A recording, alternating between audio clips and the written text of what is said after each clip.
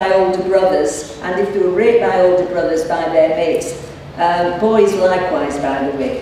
When they reported what happened to either their mothers or teachers, they were disbelieved while perpetrators were supported. Especially with sibling abuse, this happens. Mothers will support their sons, their older sons, if they've abused younger kids, dismissing it as normal sexual curiosity or sexual experimentation. Children were actually much safer in special education centres than in mainstream schools because they were bullied by the other kids in mainstream schools. A girl with a learning disability was raped in the high school library surrounded by cheering boys. When the teacher came to investigate, she saw the girl fighting back. She ignored the boy and the allegation of rape, and the girl was expelled. Another girl was anaesthetised and raped by her stepfather when Mum was at work. The girl remained unconscious for so long that he had to send for an ambulance. He was arrested and jailed, but Mum supported him and kicked her out. I met both girls in a boarding school at Nelson in the South Island of New Zealand.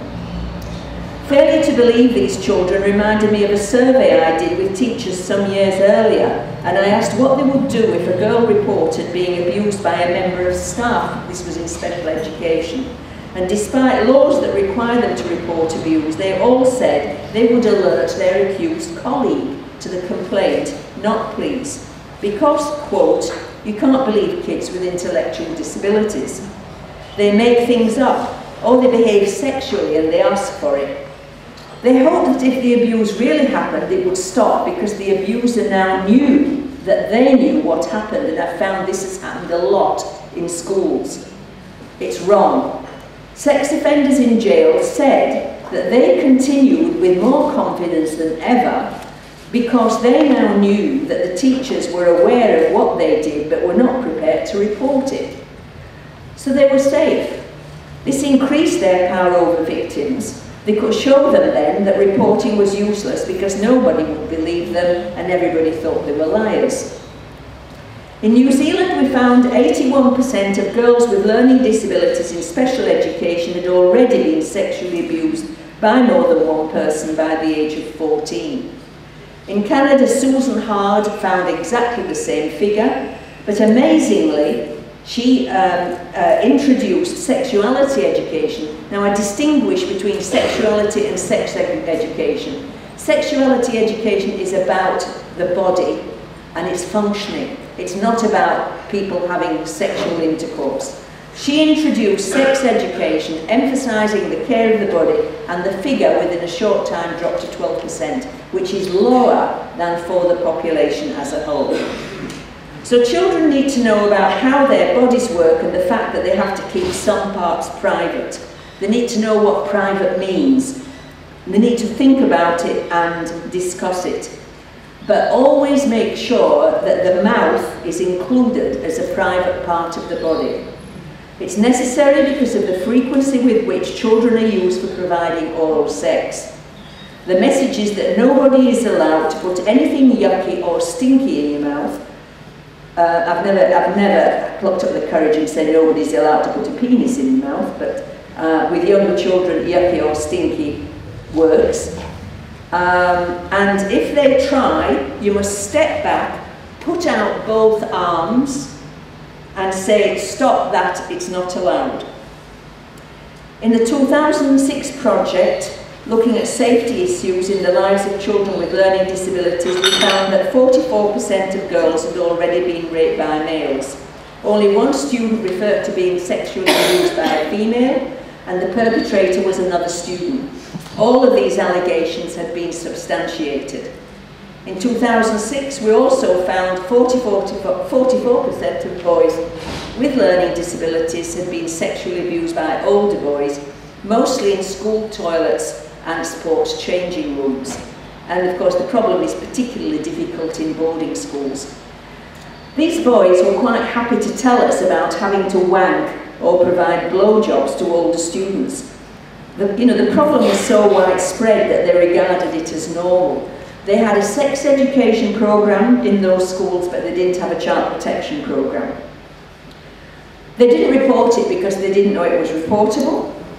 and they thought that they wouldn't be believed if they reported it. They were afraid of violent retribution for the older boys who had made them do it. They were afraid that others would find out, label them as gay and tease them, and that was obviously very important to them. Only 2 boys said they'd been raped, and they hastened to add it happened a long time ago when they were little. In one case, the mother's boyfriend was charged, and they both fled, leaving him in a child care centre. And the poor kid hadn't seen or heard of his mother since then. We suspect that the number of boys raped would have been far, far higher than disclosed, given that we'd previously found anal and oral rape occurred in equal numbers. But then we were talking to adults who'd been raped as kids. But we found that boys can't talk about it because of implications for their sexuality. So boys won't talk about oral sex and masturbation because head and blowjobs and wanking are in their everyday language. They don't want anybody to know about rape because it has serious implications for their masculinity. In fact, class after class of boys told me that only girls and puffs get raped, and puffs ask for it.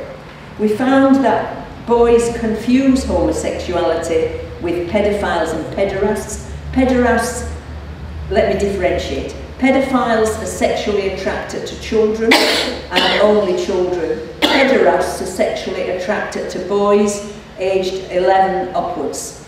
And very often the pederasts live together and give the impression that they're gay. There have been quite a few arrests in Adelaide where everybody thought they were gay. I mean, Rick Marshall was one.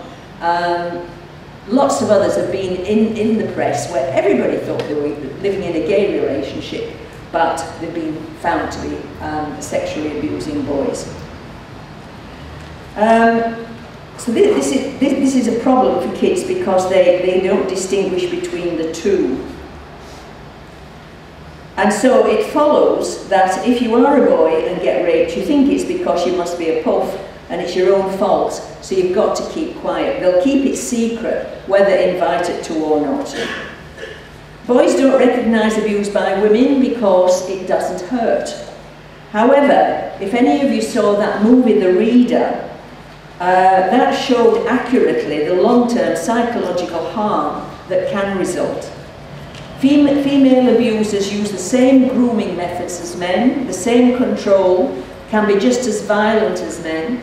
There's been research done into sexual abuse of children in childcare centres, especially in America, where the perpetrators were women, and they were found to be just as cruel as the men were.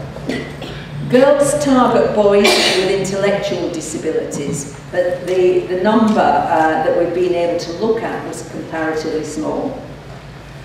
Other kids keep quiet to protect their parents. They don't want to upset you. They don't want to cause a fuss. The Mulligan inquiry found that men can only disclose rape when they're confident in their sexuality and relationships and are supported.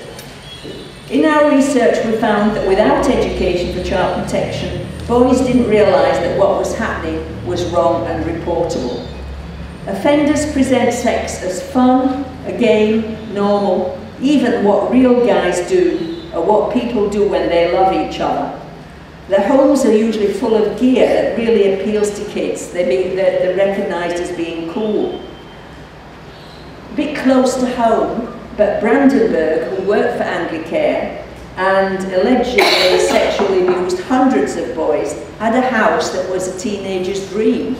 And he allowed them to drive his car illegally, apparently. All of this is on the web. He had a pool, and so when boys were resistant to getting undressed, he got them to get undressed and go in the pool. And of course, they always give them alcohol, cigarettes, pornography, and sex talk. He managed to persuade parents that he was trustworthy. He'd been responsible for this organisation, Church of England Boys Society, for years and years and years, and even sexually abused the sons and the clergy. How did he manage it? He groomed the parents. They were suspicious to start with that this man wanted to spend his spare time with kids as well as working with them during the day. And he didn't want to particularly socialise with adults. And when he wanted to take their kids to footy, the parents would say when they got back, "Was everything all right?" Well, what we learned was that children do not associate that question with sex. And when they were assured that everything was all right or okay, they relaxed their guard. And so when he wanted to take them up into a camp up in the hills, the parents let them go, and that's where all these other things were introduced. And the parents knew when the kids came back that they were different, that something had happened, but they, as parents often do, think, oh, well, he's just growing up, he's going through adolescence, etc. But I'll get on to grooming more in a minute. And of course, in adolescence, the hormones are pumping with no other outlet available. Some boys actually feel privileged to be let into the secrets of adult male sexuality. They said it was like joining a secret club, except that when they wanted to opt out, they couldn't. They were trapped. The big question that concerned me is how many of these kids were abused because they were disabled, and how many were disabled because they were abused. That is the conundrum. We know for certain that trauma, which includes all forms of abuse in early childhood, can damage the development of the brain, and it shouldn't be surprising then that a disproportionate number of children and young people in special education are abuse victims or survivors.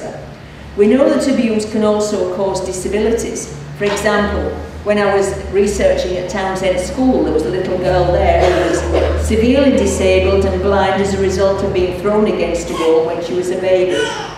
And shaking babies can, of course, also cause brain damage.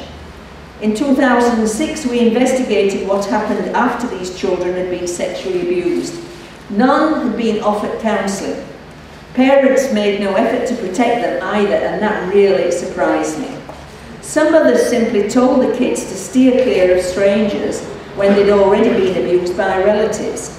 Some thought that if they didn't mention it again, the child would forget about it. Never, never, never think that, because if the child can't talk about it, it gets bottled up and it goes to the back of your brain if you can't do anything about it, and it's likely to pop out in adolescence in a lot of anger and antisocial behaviour. I noticed on television this morning koalas being shot. One koala had been shot about 5 times, and they were talking about cruelty to animals. That relates to child abuse, and until we can stop child abuse, and so does setting fire to schools, arson, all of those antisocial behaviours relate to that, and unless we take child abuse more seriously and try harder to do something about it, it will continue. So what did the parents do when the children had actually been abused? Very little that was going to be of any value. Dads told boys to keep away from girls. Girls mean trouble, which was useless given that the boys had been abused by men. Some mothers who'd been abused said that abuse is part of life and you just have to learn to put up with it. What came through loudly and clearly was that the only learning disabled kids to escape sex abuse were those with caring, protective parents who provided sex education and realistic personal safety information. A tall order if there is no help from the school that they're attending.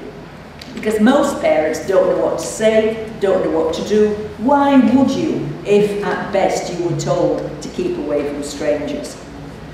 Canada's Dick Sopsey found that while there's more neglect and psychological abuse in society as a whole, and it's the same with reports in South Australia, sexual abuse is the most common form of abuse involving children with disabilities, young and old. It's usually severe and chronic, including physical violence, torture and terrorism by